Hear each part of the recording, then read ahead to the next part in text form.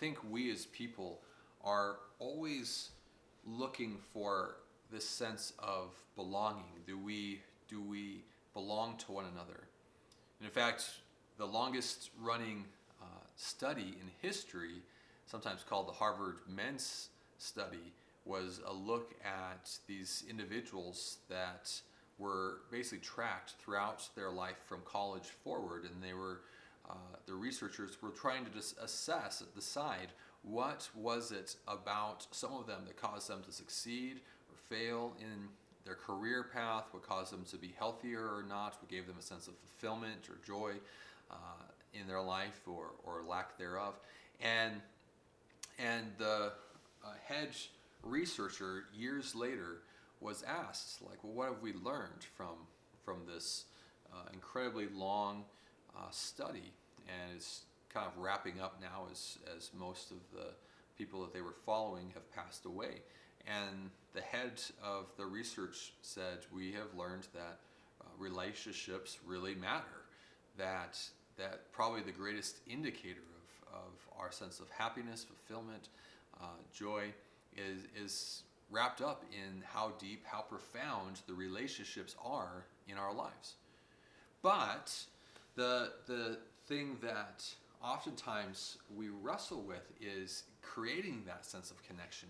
If that level of connection is what really is at the root of how fulfilled we're going to be or how successful we're going to be, why is it so hard to create that in our lives? And I think one of the things is we're always assessing, we're always looking for where we can do that. Who is safe to have that kind of relationship with? Where can we be ourselves in a sense of acceptance and belonging?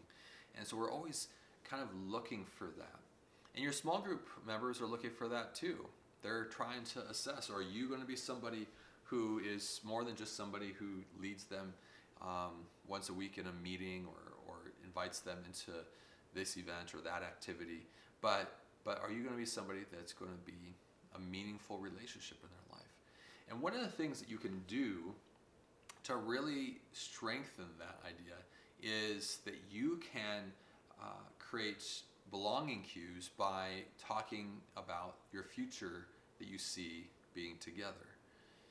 That, before you get to a winter break, for example, talking about how much you can't wait to get back together after winter break, or making plans for going skiing together after the new year. Anything that you can do to communicate you see a future with them in it creates this cue in your small group members' lives that says they see a future with me, so I can be present with them now. If they think that we're going to be together in the future, then I'll belong in the present. And so there is real power in talking about future speech, about communicating. It's kind of the opposite end of sharing your shared stories. This way is moving forward and talking about your shared future that you see. This could be powerful when talking about joining leadership and painting the picture of how you would love to see them on leadership, because you can't wait to have them in that leadership community or in your cohorts that next year.